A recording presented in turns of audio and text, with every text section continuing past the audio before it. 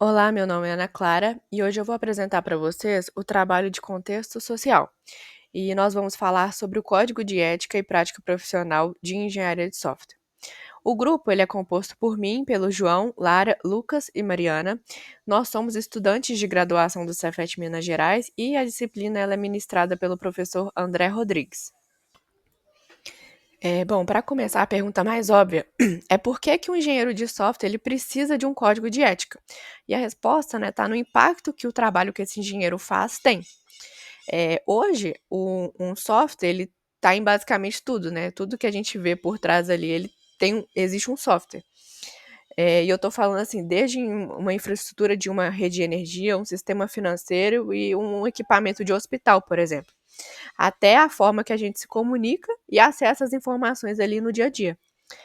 Então, isso significa que as decisões que um engenheiro toma, né, ao criar um software, têm um impacto direto aí na sociedade. É, esse código de ética ele foi desenvolvido pela Computer Society e pela ACM, que são uma das duas maiores organizações aí da área de engenharia de software. E esse código que eles desenvolveram não é uma lista de regras, né, que deve ser obrigatoriamente seguida. Ele é mais ali um guia para nos ajudar a tomar decisões éticas, né, de quando a gente se deparar com algum problema. E o objetivo deles, né, ao criar esse código, é proteger o interesse do público e, obviamente, manter a integridade e a boa reputação aí do profissional. O código ele é organizado em torno de 8 princípios fundamentais e esses princípios mostram quais são as principais relações de responsabilidade, né, com o público, com o cliente e com os colegas de trabalho, né? E reforçando o que eu disse antes, esses princípios não são uma lista de regras, né? São apenas diretrizes que servem para guiar o julgamento do profissional de engenharia de software. E tem uma regra de ouro aí nas diretrizes, né? Que eu acredito que todo profissional da tecnologia deve levar para a vida, né? Que em qualquer conflito que haja, né? O interesse público tem a prioridade máxima, né? Então, a partir de agora, né, a gente vai ver quais são esses 8 princípios. Meu nome é Lucas e eu vou dar continuidade à apresentação. Princípio 1. Público. Este princípio coloca o interesse público acima de qualquer meta interna. Aceitar responsabilidades. Nós respondemos pelas consequências do software, boas e ruins. Se identifica um risco sério, eu paro, registro e corrijo antes de liberar. Segurança e bem-estar. Só aprovamos software quando seguro e testado, sem prejudicar a qualidade de vida nem o meio ambiente. Segurança, privacidade e acessibilidade fazem parte disso. Transparência. Comunicar proativamente perigos reais ou potenciais aos responsáveis e, quando necessário, às autoridades. Não esconder falhas. Em resumo, quando houver conflito entre prazo e segurança do usuário, o público vem primeiro. Com o público protegido, o próximo princípio define como lidamos com quem nos contrata. Princípio 2. Cliente-empregador. Devemos agir pelo melhor interesse do cliente e do empregador sem contrariar o interesse público. Honestidade. Ser claro sobre o que sabemos e o que não sabemos, não prometer além da competência. Confidencialidade. Proteger informações sensíveis, exceto quando isso entra em conflito com a lei ou ameaça ao público. Propriedade intelectual. Usar dados, bibliotecas e modelos com licenças adequadas. Nada de atalhos ilegais. Exemplo prático. Se o cliente quer usar um dataset sem licença, recuse e proponha alternativa legítima. Servimos ao cliente sem comprometer o público. Meu nome é Lara e eu vou falar sobre o princípio 3 e o 4. O terceiro princípio é o princípio do produto, que fala sobre a responsabilidade do engenheiro de software em garantir que o produto final tenha alta qualidade técnica e ética. Isso significa que o software precisa ser seguro, confiável e sustentável, tanto do ponto de vista técnico quanto social. O código destaca 3 pontos principais: qualidade, que deve ser prioridade mesmo quando tem prazo curto ou custos altos; rigor técnico, ou seja, seguir as boas práticas de engenharia, como requisitos bem definidos, testes e documentação; e manutenibilidade, garantindo que o sistema seja fácil de atualizar e corrigir no futuro. Em resumo, esse princípio reforça que entregar software de qualidade é uma questão ética, não apenas técnica. O quarto princípio é o princípio do julgamento, e ele trata da integridade e independência nas decisões profissionais.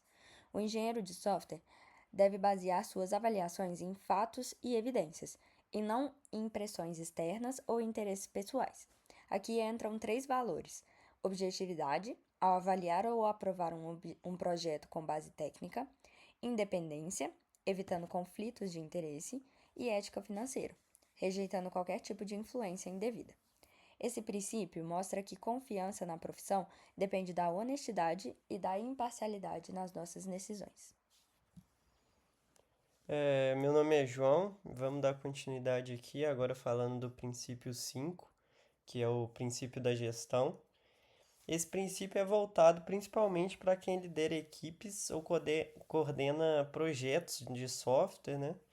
Ele fala sobre a importância de promover uma cultura ética dentro da equipe, ou seja, o papel do gestor não é só cobrar entregas, mas também criar um ambiente legal onde que todo mundo se sinta à vontade para agir com ética e responsabilidade. O código cita 3 pontos principais. O primeiro é um ambiente ético. O líder deve incentivar que as pessoas relatem os problemas, as dúvidas delas, sem medo de ser punido. O segundo são as expectativas claras. Todo mundo precisa entender, né, o que é esperado no projeto e conhecer também o código de ética da profissão. E o terceiro é a não coerção, que significa não forçar ninguém a fazer o que vá contra os seus valores, ou contra o código, o que as pessoas realmente acreditam. Em resumo, né, esse princípio mostra que liderar de forma ética é tão importante quanto programar bem, por exemplo. O exemplo vem de cima, né, e um bom ambiente ético ajuda o time a entregar com mais qualidade. O próximo é o princípio 6, que é o princípio da profissão, e ele fala sobre o nosso papel como parte de uma comunidade profissional. Né? O foco é proteger a reputação e a integridade do engenheiro de software como um todo. Ele também tem 3 ideias principais. A primeira é educação, ou seja, ajudar o público a entender melhor o que é a engenharia de software e a importância dela também, né? A precisão, ou seja, ser cuidadoso, verdadeiro quando a gente fala sobre a profissão. Nada de ficar exagerando também em conquista, ou então esconder as falhas, as coisas ruins. E a terceira é a responsabilidade coletiva, que é assumir a responsabilidade, né? Cada um de nós faz sua parte para melhorar os padrões da área, fortalecer a confiança na profissão. E no fim, esse princípio mostra que ser engenheiro de software é mais também do que ter um cargo, representar toda uma profissão, né? Com responsabilidade, com orgulho. Eu sou a Mariana e vou dar continuidade à apresentação. O princípio 7 se refere aos colegas. Os engenheiros de software devem ser justos e solidários com seus colegas. Devem dar crédito ao trabalho dos outros, devem dar feedbacks construtivos, revisar o trabalho de forma objetiva, sincera e construtiva e dar apoio, que é ajudar colegas em seu desenvolvimento profissional.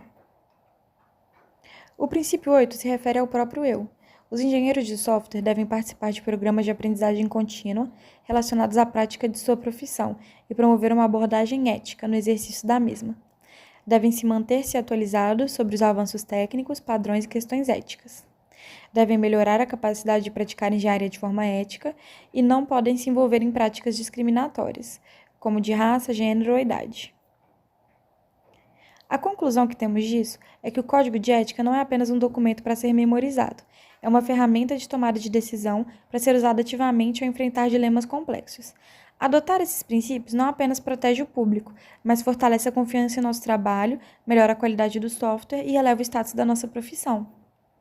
É isso, muito obrigada.